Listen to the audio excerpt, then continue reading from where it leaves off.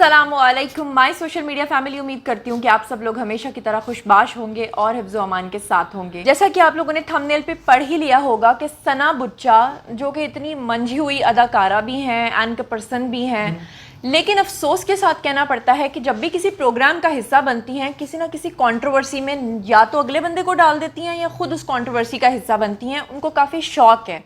अभी उन्होंने रिसेंटली निजी टेलीविज़न पे एक प्रोग्राम होस्ट किया और उस प्रोग्राम के मेहमान बने शाहिद अफरीदी, यानी कि हमारे पाकिस्तान के साबिक कप्तान। अब जैसे इन्होंने शाहिद अफरीदी को प्रोग्राम में इनवाइट किया तो इन्होंने इतने अजीबो गरीब किस्म के सवालात करने शुरू कर दिए कि जिनका ना सर बनता है ना पैर बनता है। आप ये समझ लीजिए कि जब कोई इंसान इंटर्नी होता है, वो नया नया होस्ट बनने की ट्रेनिंग कर रहा होता है, शायद वो भी इतना सेंसिबल होता होगा कि वो भी इस तरह के सवालात नहीं करता होगा जैसे सवालात कर रही थी सना बुच्चा।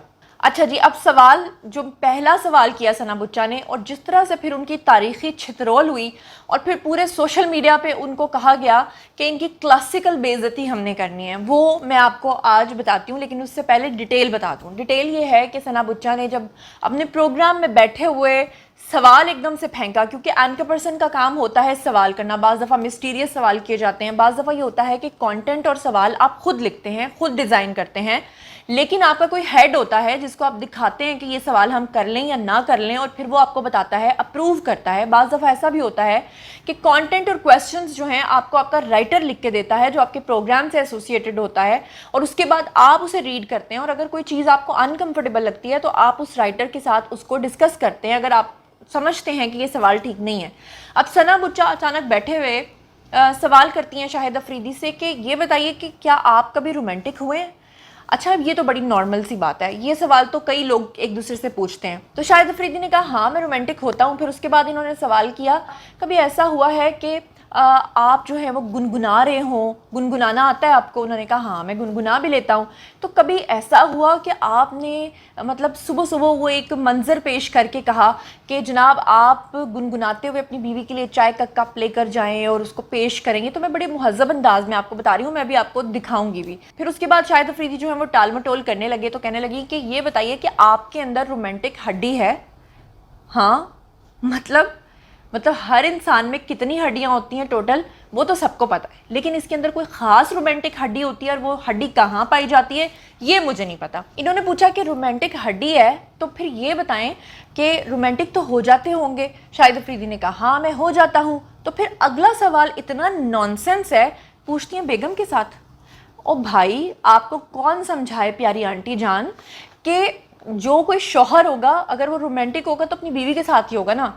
या तो अगर आप उनके किसी अलेजेड या किसी अफेयर या किसी मामले की बात करना चाहती हैं तो उस तरह का सवाल करें। आप क्या पूछ रहे हैं कि आपके अंदर रोमांटिक हड्डी है, वो हड्डी कहाँ पाई जाती है, वो हड्डी जो है वो आपको रोमांटिक होने पे मजबूर करती है, फिर उसके बाद आप रोमांटिक हो जाते हैं तो क्या बेगम के साथ होते हैं, मतलब और किसके साथ जाके वो रोमांटिक हो जाए, दीवारों के साथ जाके टकरे मारें। मतलब अजीब सा ये सवाल। इसके बाद फिर शाहिद अफरीदी समझ गए कि हाँ मामला कुछ गड़बड़ है, तो फिर अगला सवाल आया और अगला सवाल ये मोहतरमा पूछती हैं कि आप ये बताएं, PSL के हवाले से सवाल कर रही थी, तो कहती हैं कि ये बताएं कि आप हर दफ़ा अपनी टीम क्यों बदल लेते हैं, कभी किसी टीम में जा घुसते हैं, कभी किसी टीम में जा घुसते हैं, कभी आप पेशावर ज़ल्मी का हिस्सा बन जाते हैं, कभी आप मुल्तान सुल्तान का हिस्सा बन जाते हैं, कभी आप कराची किंग्स का हिस्सा बन जाते हैं। तो शाहिद अफरीदी जो थे ना वो पहले से भरे बैठे हुए थे, उनको पता था कि ये इस तरह के सवालात आते ही जाएंगे तो मुंह तोड़ना बड़ा ज़रूरी है। तो उन्होंने मुंह तोड़ते हुए ये जवाब दिया। उन्होंने कहा कि आप मुझे ज़रा ये बताएं ना कि कभी आप इस चैनल पे घूमती हैं, कभी एक चैनल छोड़ के दूसरे चैनल पे चली जाती हैं, कभी दूसरा चैनल छोड़ के तीसरे पे चली जाती हैं, आप क्यों नहीं टिक पाई। तो इस पे फिर जब कुछ बन नहीं पाया तो फिर खामोशी इख्तियार कर ली और फिर ढीठों वाली हंसी हंसती। तो ये सारा मामला पेश आया। अब ये क्लिप जो है वो इतना ज़्यादा वायरल हो रहा है सोशल मीडिया पे। पहले तो आप ज़रा ये क्लिप देखें। पहले आपने ज्वाइन की कराची किंग्स, पहले ज़ल्मी, फिर कराची किंग्स, फिर आप मुल्तान सुल्तान। ठीक है, क्या इश्यूज रहे कि आपके क्या इश्यूज रहे, कभी एक चैनल, कभी दूसरा चैनल, कभी तीसरा चैनल, मुझे आप अपना भी बताए ना।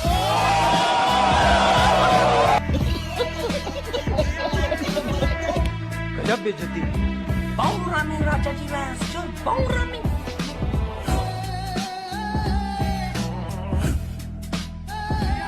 आप गाते हैं? नहीं। गुनगुना लिया तो उसके लिए तो गुनगुना लिया। अच्छा, गुनगुनाते कभी उठा, कभी जगाते हुए गुनगुना के चाय का कप वगैरह पकड़ाया? ऐसा नहीं, उन्होंने ही दिया होगा, आपने तो जहमत नहीं की होगी। ہاں کہہ سکتے ہیں. نہیں کبھی ایسا نہیں. کوئی رومانٹک ہڈی ہے آپ کے اندر؟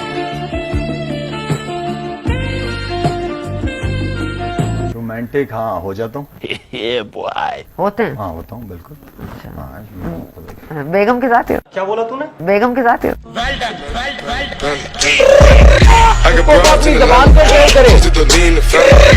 جی تو کلپ آپ لوگوں نے دیکھ لیا. اب سوشل میڈیا کے اوپر ایک نئی بحث جاری ہے اور وہ بحث کیا ہے وہ میں آپ کو بتاتی ہوں. اب صبح سے سوشل میڈیا پہ یہ پروگرام جو ہے وہ زیر بحث ہے اور کہا یہ جا رہا ہے کہ بڑا زبردست جواب دیا ہے شاہد افریدی نے. تو چلیے میں آپ کو کچھ میسیجز ہیں وہ ریڈ کر کے بتاتی ہوں. سب سے پہلے امبرین ہیں جن کا تعلق پی ٹی آئی سے ہے.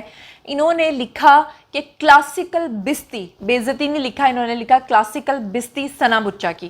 پھر اس کے بعد نوید نامی ایک صارف ہیں، انہوں نے کہا کہ افریدی جو ہے وہ سوال کے دوران ہی ہنس رہے تھے اور ثنا کب چپ ہوئی اور کب ان کی کلاس بھی لے لی پتہ ہی نہیں چلا. اور افریدی جو ہے وہ سر ہلا رہا تھا کیونکہ وہ اس لیے خاموش تھا پہلے کہ جیسے ہی اس کا سوال کمپلیٹ ہو اس کے بعد میں اس کی کلاس لگاؤں گا. اور واقعی افریدی صاحب کی جو باڈی لینگویج تھی وہ نظر آ رہی تھی سوال سنتے ہوئے کہ ہاں تم سوال کمپلیٹ کرو اس کے بعد تمہاری کلاس لوں گا. پھر اس کے بعد جناب علی باری آئی راؤ صاحب کی. راؤ صاحب نے کہا کہ ثنا بچا سلیکٹڈ دا رانگ ون.